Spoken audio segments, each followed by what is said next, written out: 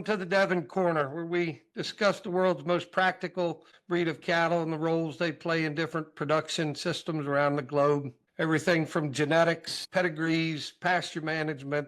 Nothing's off limits here. Today, we're going to talk with John Molker from Canada. John will tell you his story, but he's retired from Devon's, but is a link in the Canadian Devon history. If you go back to the 60s, there was some cattle that came out, most notably the LL Calgary line that was at Devon Acres. And then there was a bull called Shaver's Burwood Mountie that Rob Simpson imported into Oklahoma. And that bull, they collected semen on and was distributed pretty widely, but the herd ended up getting bought by a Santa Gertrudis breeder in Florida who used all the cattle for crossbreeding, so sort of got lost. But then there wasn't a whole lot of activity that went on until a fellow named Stuart Simpson came along, and John can talk a little bit about him, and then John. And there were some other people up there, but we'll get into the story. I'm jumping ahead. We're going to start with a blessing, and then we'll get to know John and his Devon story. So, Steve, if you would. Well, welcome, John. Let's pray. Father, thank you for today. Thank you for the turn of winter into spring and the freshness of hope of another year and the anticipation of growth and new plans. Also, just praise you for being good and that you brought us through the winter. Also, just lament a lot of things that are happening around us as well. Just thank you for friends within this Devon community, but also want to acknowledge their struggle either with losing loved ones or health issues. Or just pray specifically for Heidi Leitzel, for the Tranthams, friends that we just interviewed on the last podcast, and George Keppel, as they're just all dealing with things, and all the people we don't know that are out there that are longing for different or more, and just ask that you would meet them in that space, comfort and guide and direct. Thank you today for John and his family and his legacy in Canada, friends and neighbors from the north, and we just thank you for the story that's been written in his life as he's stewarded Devon cattle and been responsible to respond to your call in a lot of different ways. Thank you for this time we get to spend with him. Pray that this story, this opportunity to look into his life and his legacy would be good for all of us. And we would come out of this things to consider and hope of change, hope of restoration. Lay it all before you. In Jesus' name we pray. Amen. Amen.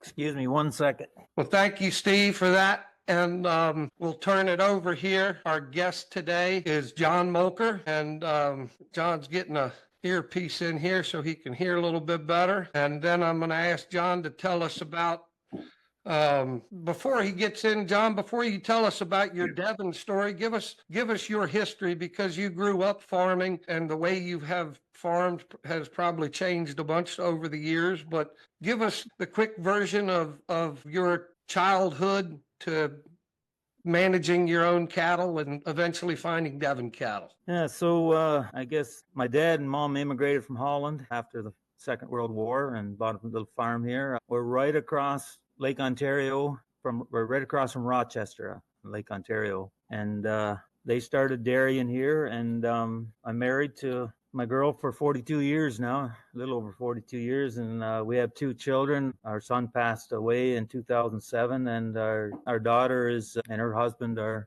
running the farm. They put me to pasture. Even the good bulls wear out eventually, John. Well, thanks for that. I like it out to pasture. I really do. I got a few cows left. I was born in a barn, so to speak, and cattle are a huge part of my life. I don't know how to be without them. So I held on to a handful. I love the land. I love the animals. So that's kind of who I am. Yeah, anyway, so I milked cows for 25 years with my brother, and then we needed a change. So I started growing chickens for Maple Leaf Foods and turkeys for Maple Leaf Foods, and got into I think we got 250 acres. 2/3 of our land is good land. That's the story up here. 1/3 of it's marginal. It's basically, it's not cash crop country. It's mixed farming country. Yeah, so I grew organic grains for a while, and we always had beef cattle. I started with Angus cattle, and that didn't last too long. And then in 2003, BSE hit Canada. We couldn't import or export cattle, and it they became worthless. And I started a freezer trade at that time and was able to get through that by selling halves and quarters. Yeah, and I guess, is that enough about me? That's great. I mean, I think one thing you had mentioned when we talked briefly before was that your upbringing was to have a cow in a stall, a stanchion, and bring the feed to her and take the manure away and trim her feet and baby them. And obviously you ended up rotationally grazing cattle, which people look at me in Virginia like I'm nuts doing it. I imagine up in Canada with the much shorter growing season, you had to be certifiable. Speak more to that if you would. Yeah, well, I guess this wouldn't be any news to your northern New York farmers, but we got a pretty long winter. Lately, they've been a little more mild, but and you can hear people in Canada but West talk about pasturing their cow, keeping their cows out on the land all year, but you can't do that here in Ontario. It's just well, when you were here, it was just ice and ice, more ice, because it gets mild enough, snow melts, and you're on a skating rink. And so the cows, you're going to feed cows for. If you stockpile, you can get into December, maybe, but May 10th is when I usually let the cows out right around Mother's Day. But and when the frost comes out, it traps the moisture, and it is a cesspool for early springs. Pasturing isn't ever going to be like we're going to have to rely on hay for a good chunk of our year. But it's certainly, the cost of everything has gone up so much, farm equipment, custom works, that you push your grazing season as long as you can and try to build your land up through rotational grazing. I really enjoyed the rotational grazing for the most part. You say for the most part. Well, cows can get pretty demanding when you move them every day, and they always seem to be. I never overcome that obstacle. They're bawling at you all the time, wanting another fresh piece of grass. Even But though Brad's you're taking that too. I probably should say Brad and Rachel took the farm over, and Brad has really done a good job with his rotational grazing. He's took it to way beyond what I was doing with it, getting a lot more days on pasture than I was. Yeah, so it's Opoma Farm, and John, of course, founded it, John and Connie. And speaking of Brad Gibson, his son-in-law, who runs it now, you can find him on social media, etc. We'll talk about again. I want to talk about how you came to Devon Cattle. And I don't even know the answer to that. Where did you see your first Devon cattle? What was your first introduction? Well, the first cattle I seen were, I think I should preface this by the reason I got into Devon's. I had a Black Angus herd, and I don't know, they were wild, and it's not like I was an absentee manager either, but I just got tired of dealing with them. I've been run over a few times by them, and the thing that really did me in is I had a friend of mine brought his young son over, and there was 2,000-pound heifers in the barn, and they were throwing themselves at the gate trying to get at him, and that was it. I went to my computer that night, and I just punched in quiet cattle or something like that anyway. And Devon's came up, and I became intrigued by them. And so my beginning was with Stuart Simpson. He had imported some. And and then later on, I appeared down your part of the country. But yeah. So Stuart, for those that don't know, he passed away, God, has to be 10, 15 years ago, had imported, I think, all the cattle. I know Gerald Fry was involved, and it was strong Rotakawa bloodlines. What happened to those cattle? Any idea? I don't even know. I know the bull that he had, that he didn't breed. He had a bull there. Probably seen him in the papers. I know you wouldn't know. Ontario, he run quite a story on it, but he didn't turn out. I don't know what happened to the rest of them. I really don't. Stuart was 92 at this time. Well, and he wouldn't sell anything to anybody. He was going to keep this prized gem, and that so often happens. The biggest mistake I see people make is they'll import semen on a bull, and they won't share it with anybody. It's going to be theirs, and they're going to develop these, incredible animals everybody's going to have and sell them. Well, typical Devon breeder's got 15, 20 cows. And so what happens is there's no notoriety or performance on those genetics, and it just fades away. And then hopefully 30 years later, somebody buys it for pennies on the dollar and uses it, and we find out whether it's good or not. But the reality is, when you get those genetics in, the more semen you could put into more cows, purebred or crossbred, the quicker you're going to learn what you got. And he guarded them jealously, those cattle. Like you said, he was a remarkable man. I don't know didn't know anybody like him really. 92 and buying cattle. But, anyway, he didn't last too much longer after that. It's funny because the Rotakawa herd, I'm blanking on the gentleman's name that has them now, but he won't even answer the phone or register anything or as well. There's been, Rotakawa's been held high on a pedestal, and now the reputation's not great. And neither of those is probably correct. There's certainly a lot of value in those cattle and some of those genetic lines. And it's a shame, when herds like that disappear. So Stewart had the cattle, and you couldn't even get on the property to see them. So you ventured south and you bought cattle from a number of different people. Talk a little bit about what it takes to import animals to Canada, right? You don't just drive to Steve's and get a vet certificate and drive across the border with a load of cattle. It's a little more complicated. It was, at times, was a nightmare. It really was. I got stopped at the border once with a load of cattle. Forget where I drew them out of. And I couldn't get in because we had messed up on let our import permit lapse or something. This was one of the few times where I had, because I was stuck with this load of cattle in hot weather, and they were giving me a real hard time getting back in. And I had a brainstorm, which doesn't happen very often, but I had one. And I went to the Border Patrol and I said, this is an animal health issue. Those animals are suffering. And if anything happens to them, I says, you guys are going to be responsible. And they let me go. But it was a nightmare getting them across the paperwork. But you know about that, Jeremy. Well, I know not only do you have to, they got to have USA tattooed in their ear. They've got to be quarantined. You got to jump through all these, but then you have to hit the border in what is it? It's like a 2-hour window or something. Well, when you're coming from Virginia, or even when you're coming from 200 miles away, you can run into traffic and blow out a tire or whatever, and you don't hit that window. And now you got these cattle on the trailer. It's a nightmare, but you've just given us the secret. You get your cell phone out and you say, I'm videoing you, and this is your responsibility now. So, it's amazing how quickly it resolved itself. I one time had cattle down on a trailer and pulled into a livestock yard, told him I needed to unload. The guy told me no. I unloaded them anyway. He called the cops on me. Before the cops got there, I had the cattle loaded back on the trailer. Calves were just down and other cattle were on top of them. It wasn't overcrowded. They weren't overheated, but I had another 3 hours to go. I'm not going to leave cattle down. Anyway, cops showed up and I did sort of the same thing. You're saying I should have let them die on the trailer, and I'll fight you on that all day long. So arrest me, call the cops, whatever. But yeah, it's you can do everything right when you're hauling cattle and still run into problems. So you got your cattle from the U.S. and how many cattle did you pick up over the first? I know you made several imports, but kind of walk us through numbers that you brought in. Boy, now you're going to try my memory. Brought 3 cows from Ann and Carol. They were bigger cows. I brought 4 or 5, I think, from Thistle Hill, and I think most of them were your breeding. Brad still actually has one. I'd have to look at the papers. She's an old cow, but she's performed really well. Yeah, where else did we get them? Bought a lot off of you. And I think that's Thistle Hill. Yeah, I think that's the 3 places. It's where the first groups came in from.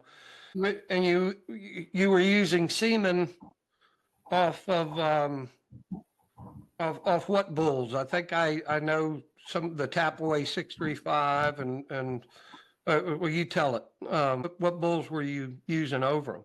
Well, I got a couple bulls off of you. I talked to Brad quite a while. You'll probably remember we both agreed that One-Eyed Jack was probably had the most influence in our herd. But we did use a bit of Tapaway. Brad took the whole herd from me, so I just kept a handful here. But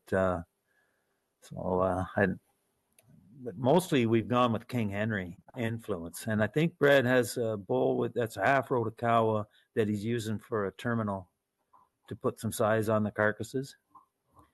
Because King Henry does bring the carcass down, but they are definitely fleshier, but that's where we've gone with. The One-Eyed Jack bull you speak of was a King Henry son, and he was named One-Eyed Jack because he was a one-eyed bull.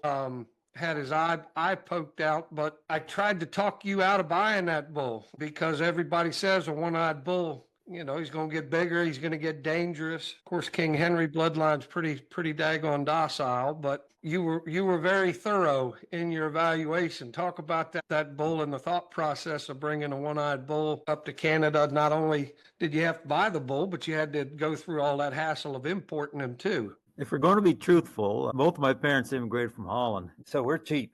I think you probably know that. I'm not afraid to spend money, but I don't like to waste it too much either. And I've made a lot of mistakes. But as soon as I found, mostly I had one eye, as soon as I learned that, well, my antenna's up. You know, can I get a bark? Sorry, but that's the way it is. But anyway, he's still going strong, eh? Is he really?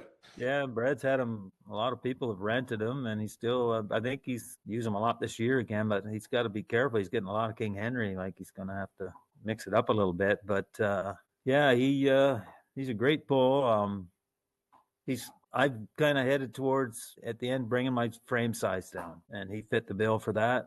He's fleshy. He's got good wheels. Powerful as anything. Quiet as a lamb. Like the only thing is, if you don't want to move, I don't know. That's the problem when you don't want to move. You can. King Henry same way. He'll stand in the gate and not go. He'll also block the females from moving and you know some sort He's of. got no fear, so he doesn't.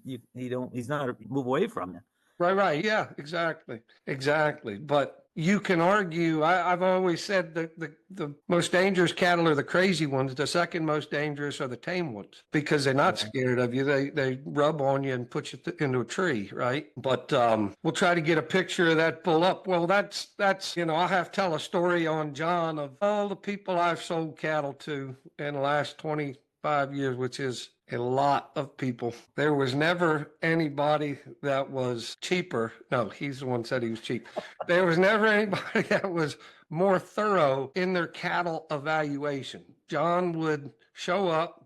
John, it's dark. We'll see him in the morning. Let's go have a look and get his eyes on him and come back in the morning, go see him. Want to go see the mama, want to come back, see the pedigree and go see the bull. Let's ride back out and see it again.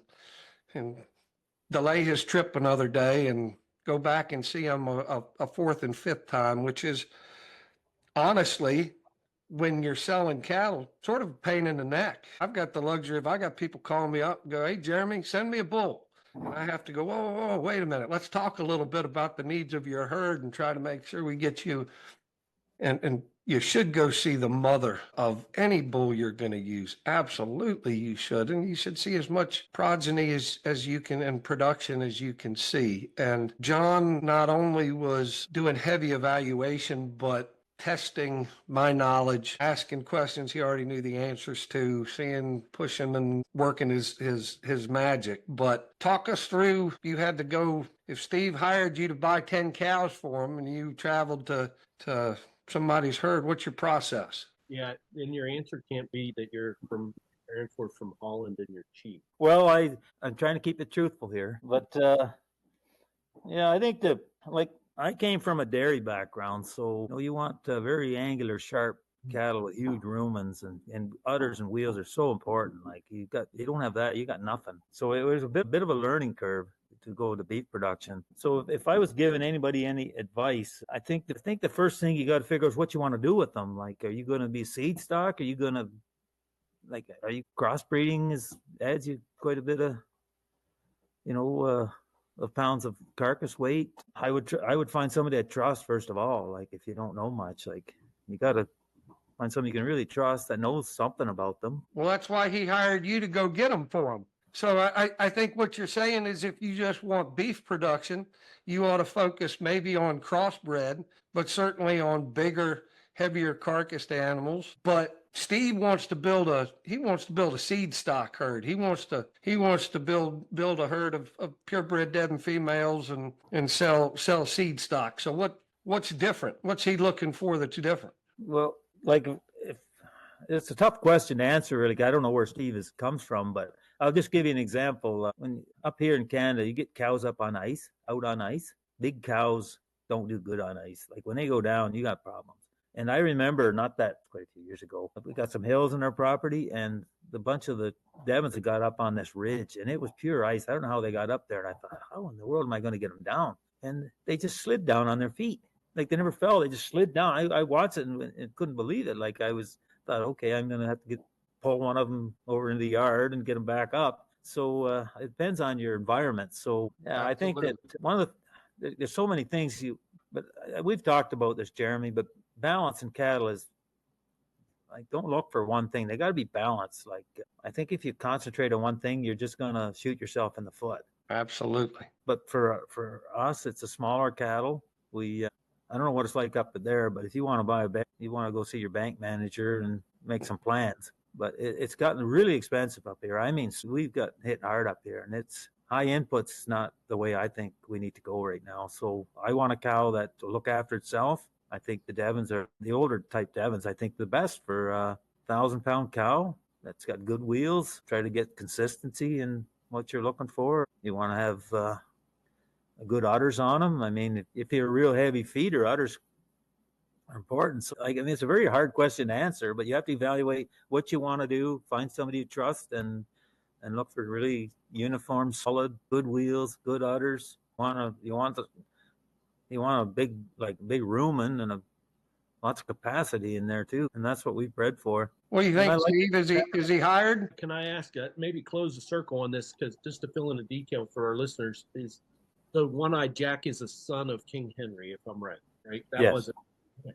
So when you saw him, how did then he meet? Other than he had one eye and you could get him at a discount, how did he meet those demands for you? Like, what about him? Were you like, this is actually what I'm looking for, and I'm going to land on going through the process of importing? Well, I like a bull to be masculine. He's got to have good feet. Like, his feet got to be not too straight, not too much set, and they walk freely. Power. I like the bull to be powerful. Like, I don't want a frail bull. I mean, but like I said earlier, if you go just for muscle, then you might as well buy a Charlet or a Limousin or something. And then you don't have a good eating animal if you get too much muscle. So I think it's balance again. Yeah, I'm not into all the hair swirling stuff, but just solid. And you don't know what the udder's going to be like on the cow unless get some information from his maternal side, what their udders were like. And am I missing anything, Jeremy? How old was he when you bought it? Was he 2? I don't think he was quite 2, but he, like a lot of King Henry sons, was a little clone. I mean, he was short, heavy muscled, squatty. The only knock you could really make on the bull was he could been taller, bigger. Same with his daddy. And I think John hit the nail on the head, right? Like, bounce, absolutely. Because breeding for one thing is impossible, because whatever trait you're breeding for affects other traits and environment. The first thing you said, well, I can't pick cows for Steve if I don't know where they're going. And that is absolutely true. And it's location, but it's also production system, right? Are these going to be rotationally grazed, or are they going to have wide open, roam of a big place? And then wheels, udders, I mean, you named it. So I think that's interesting. He's hired, by the way. Say it again. He's hired. I'm not sure you know what you're getting into.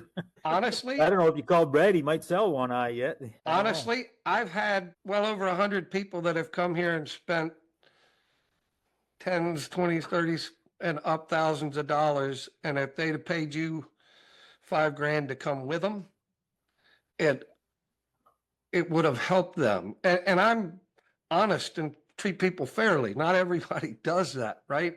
But having that thoroughness, I mean, it's money well spent. More people that are going out to buy cattle that don't know cattle, get somebody to go with you. They don't have to be a Devon breeder, but if you're going to do grass-fed beef, grass-fed seed stock production, find somebody that's in that, and money well spent. Money well spent. So John is available, but he'll be working for Steve for the next 6 months. So you'll have to get in line. I tell everybody I should have retired 40 years ago. I like it that much. But I'm still on the land here. I'm not going nowhere. Whenever Brad and Rachel need me, I'll be right there. And I keep busy enough. And you said you're still keeping some cows. You can't give it up. It's in your blood. The problem that I don't know what it's happened at your area, but 10,000 acres where land it's not there, it's awful close. And you know what that makes a 100-acre farm worth. So we aren't going to expand our land base. So there just isn't room for both of us to farm here. And it's time for, Rachel and Brad were ready and keen. So it was time for them to And if I would have held on to half the farm, it would have crippled them. So I just kept a few acres because I just need to look at a cow every day. Right. You won't be any different, Jeremy, when you retire. You just gets in your blood. I pray that I always have a handful out there. So, Yeah. the problem is I'm like you. I can't just have ornamental cows. Some got to breed them. They got to have a calf every year, and the calf ain't good. Oh yeah. I mean, still going to have to manage them too. But you talk about the land base. Is there any opportunity to lease land? I know where Steve is and where I am. I mean, that's key components to, I got 700 acres at Lakota, but I got 1,100 acres of rental property. And if you do a cost per acre for upkeep, man, rented land is a whole lot better deal business wise than owned land. Is there any opportunity for that? I think a little bit, but there's some big established growers around here, and it's pretty hard to compete with them. And if you got this is not wide open country. This is I would say we're half trees, hills, gravel, sand, clay, everything. And so to get, but the cattle can graze that and you can't crop it. So I would think it would make sense to run cattle over that land. I know, but it wouldn't be next door. There's very little, you'd have to go distances, really what I'm driving at to find it. I got you. We got 2 or 3 guys. There's always a few bigger operators. They're always looking to expand, and you got to compete. How far would you have to go? For any appreciable amount? Yeah. I guess I don't want to say anything that's not accurate, but I really don't know. Right around this neighborhood, there might be a few little pieces here that are marginal enough that the cash croppers aren't going to offer more per acre than you'll ever make raising cattle. So I mean, what's a rental acre good farmland there go for? Here we're $25 to $35 an acre, depends on fencing and water systems and that sort of thing, versus just open pasture. But what are you looking at where you are? Oh, if it's decent land, you're gonna be out $7,500. There's cheaper rents, but maybe somebody knew somebody all their life, but the going rate is closing in on 100. What is it where you are, Steve? 100? We're going to edit this out of the podcast in case my neighbors that rent me land are listening. We're going to be sending to Jeremy here real soon. All of a sudden, I'm going to be looking for some land. But yeah, well, that's huge. I know, obviously, it varies in this part of the country, or all over this country, and I'm sure in Canada too. But yeah, that's a whole lot harder to make it pencil, But then again, not every acre is equal. Quality of land and other things like that play a role. Well, let's change gears a little bit. You and Connie both had some health issues and went on, I don't know if it was the carnivore diet or something similar to it, but Keto. Tell us why and did it work? Did it not work? What was the story? Well, the reason we went on keto was because Connie ended up having diabetes and she was quite unwell. And being a stubborn type of man, I just didn't want her going on insulin. And so I researched it, and I mean, I think this is pretty accurate. There's a doctor up here in Toronto. His name is Jason Fung. Cures well over 90% of his type 2, which is important, type 2 diabetes with diet. And basically, you cut the sugar in all its forms, like bread, potatoes, refined sugar. And Connie did that, and she wasn't diabetic for very much longer. And her blood pressure dropped. And the odd part is, which people always look at me funny, you do what you want with it, her cholesterol dropped. And she was living off a meat-fat diet. And now we've kind of fallen off. And I had some stomach issues. But the main reason I went with keto was I didn't want her to be exposed to cooking me food that would lead her in a path that she didn't need to go. But so you did it together. Results. Yeah. And it really works. I wouldn't recommend everybody do it without talking to their doctor, but you go on all meat, or we didn't go all meat. We ate very small amounts of, like maybe a piece of bread every day, and then lots of vegetables, but not root vegetables, but so you got to stay away from the starch. When you came through here, we had was it a fat bomb? Well, I was sick at that point. I was so embarrassed because you guys were cooking dinner, and I just was so sick. I don't know, I had an inflamed bowel, and it lasted for 3 years. the doctor said I picked up a parasite in the south, but I don't know whether to believe him or not. But anyway, it was a long time getting past it. But sugar helps. If I don't eat sugar, it's a lot better for my health. So we eat a lot of meat and a lot of fat.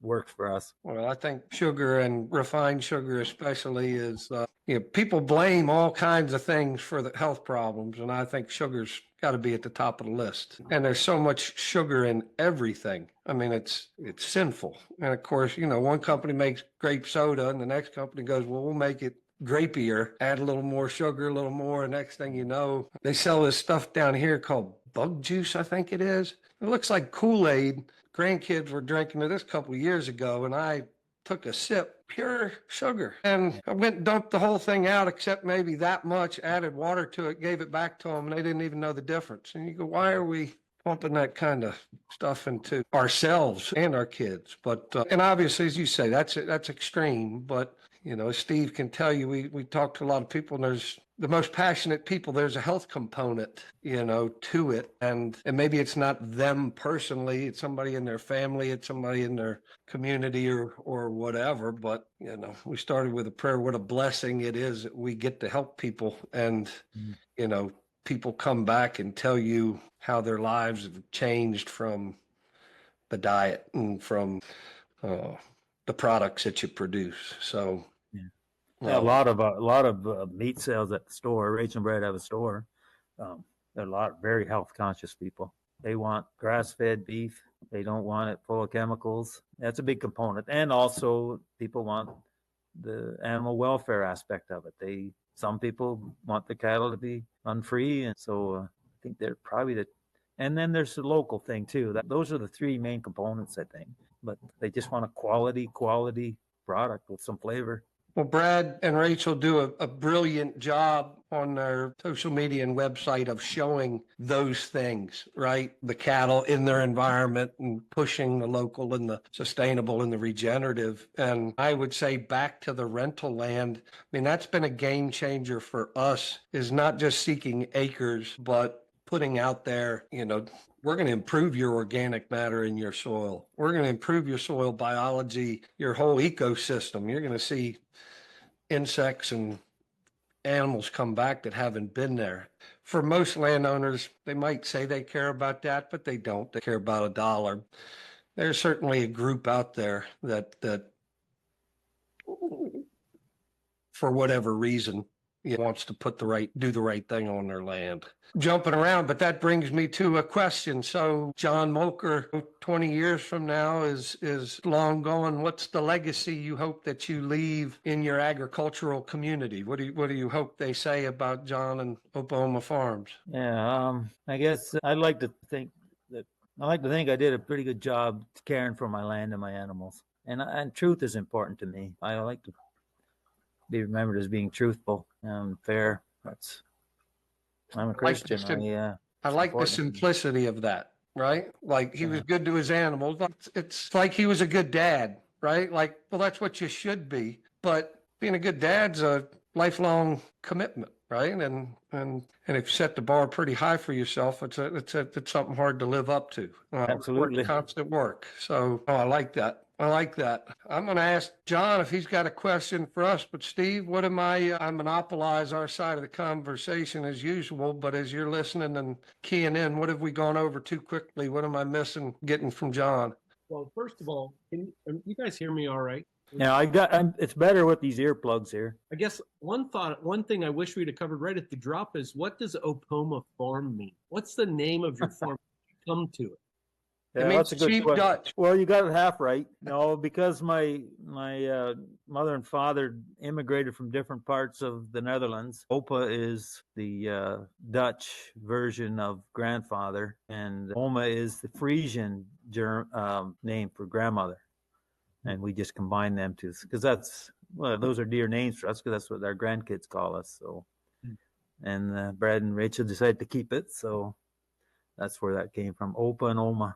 Your grandkids, when I met them, were knee high, but now I see Zeke, big hockey star, and Hayward shooting up. Are they still use those names? Oh yeah. Yeah. Yeah, they do. 13 and 11. 13 and 11. I think it's 11. Happens- Don't ask me happens- dates. Happens quick. Yeah, I just got you in trouble. No, maybe Uh, they'll forgive me. good, good. Well, how No, could they're you not beautiful forgive children. Opal? That's right. They're Um, doing quite well. good, good. Well, good genetics, right? On their mother's side, anyway. Thank God.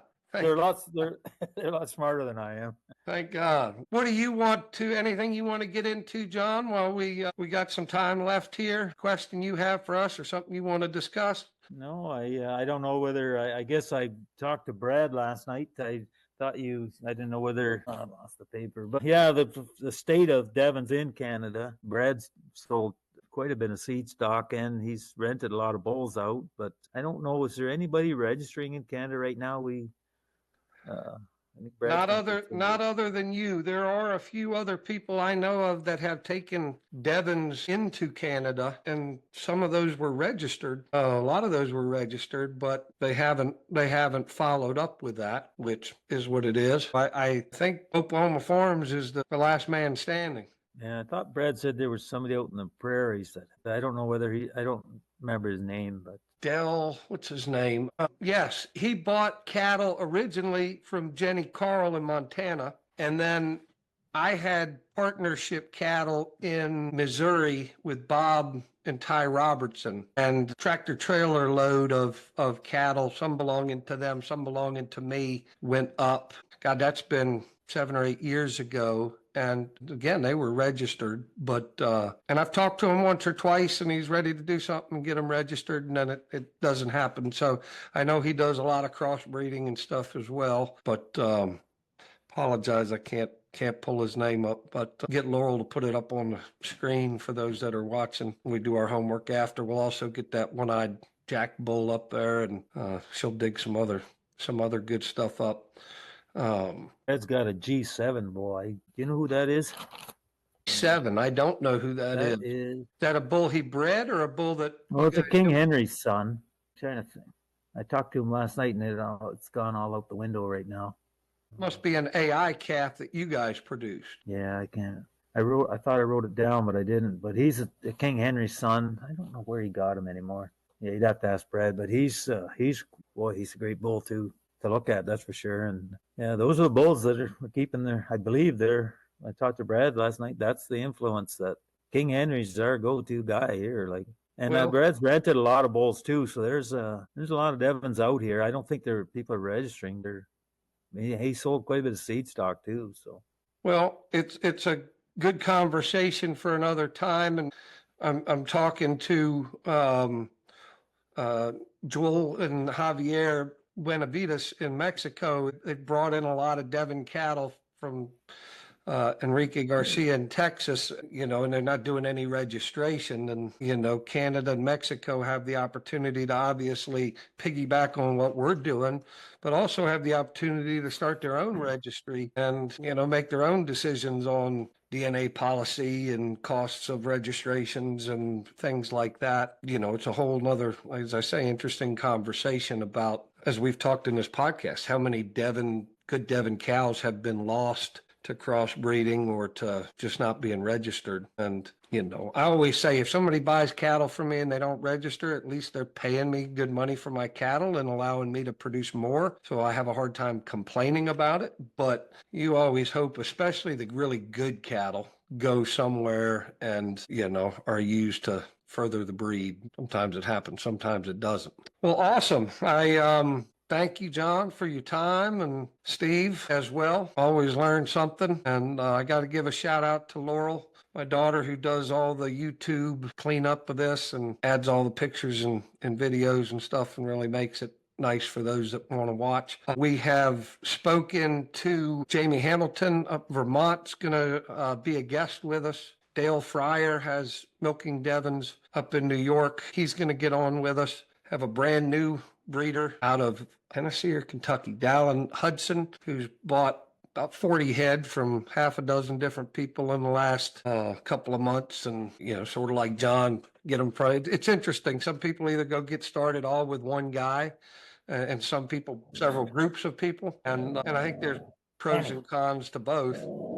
I got to get rid of my dog. Sounds like you're being attacked over there. Don't break into John Molker's house. That sounds like a monster you got there, John. You plug it in, John. You're muted now. I think you're muted now, John. And Peter Knight from Australia is going to join us. Allison Heat from Australia. So we've got a handful of exciting guests. Trying to get international, get people in the deep south, the far north, milking Devon, beef Devon, new breeders, old breeders, a little bit of everything. So if you have specific questions for those folks, please email us. If there's somebody you recommend we talk to, please reach out, let us know that as well. And we have been doing updates on the demand for cattle. And all I can tell you is it's through the roof. If you have Devon stock or cattle out there and you want to sell them, call me or Steve, and call Steve if he wants them. We can move them. There's people looking for them, all sizes. Certainly they want them primarily grass fed and polywire trained. But other than that, pretty wide open. We're seeing an increase in demand for females. If you look in the feedlots right now, they are full of cattle. People are not retaining females. They are feeding them out and cashing in on the high prices, which arguably is the right thing to do. But, it's going to drive up the price of good females, and it's also going to push some people to put inferior females out there as breeding stock. So taking John with you to make sure you make a wise decision and don't buy a virgin heifer that's 3.5 years old would be money well spent. But it's a good time in the world. I guess I'm going to close with, and we talked for a few minutes before we went live about the political situation and what's going on between our countries, and obviously Canadian beef exports. America's the main place, and John talked earlier about what happened when BSE hit and borders shut down, and there's a lot going on, and I'm glad to still have friends in Canada and pray that our country comes to its senses and take care of our friends a little bit. Briefly, John, what probably a sensitive issue, but what's the biggest impact that this has had on you already? No, can't hear you. Maybe that's a good thing since I went political. Look in your bottom left at there's a mute button. You might have to put your cursor on it and click on it. Oh, we got you. You can hear me? Yeah, there you are. Speak loudly though.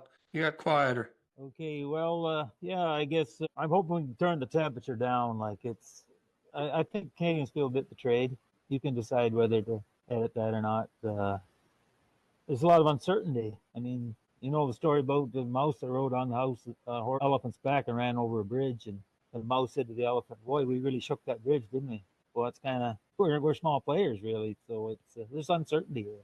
But we'll pivot. We'll do what we got to do. I love my country, and I hope it just all goes away and we can get back to some normalcy. Well, we love our country too, but we also love your country, and our countries have been allies going way, way back. And whatever side of the political lines you fall on, never good business to treat your friends poorly. So our apologies on that end, and prayers for a quick positive resolution, and I hope that everybody can look at it the way you're looking at it, and appreciate your perspective on that and your perspective on cattle and your time today, John. Thank you so much for joining us. Well, I'd like to just say in closing, Jeremy, I talked to Brad quite a while yesterday afternoon, kind of wanted his input on this, and I'd say get out there and look at the cattle. Like, we've got a lot of really good memories, sales, and just looking at the cattle on beautiful farms down there. Like, those are good times. And I really, we can't, I got no regrets. I would just recommend that people just get out there, look at the cattle, learn, and get into it. It's a lot of fun. It's been great for us. I think there's a lot of wisdom in that, because I think the reality is a lot of people in our industry, they educate and educate and educate, and then they start farming.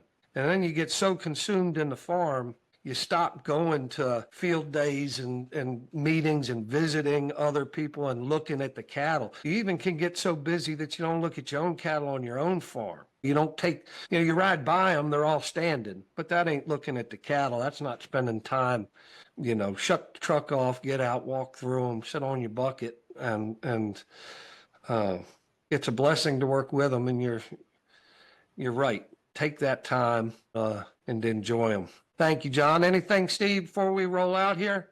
I think we're good, John. Thanks for your time and appreciate your perspective. We've come to learn how to think about life north of the border from our perspective of sending cattle your direction, and also what it looks like to have a short grazing season, even just to have cattle that weather that and are durable. That's been helpful for me. So thank you. Appreciate it. Well, you're welcome. Thanks for having me. Absolutely. Well, thanks for joining us. Have a great rest of your day, and we'll see you next time on the Devon Corner.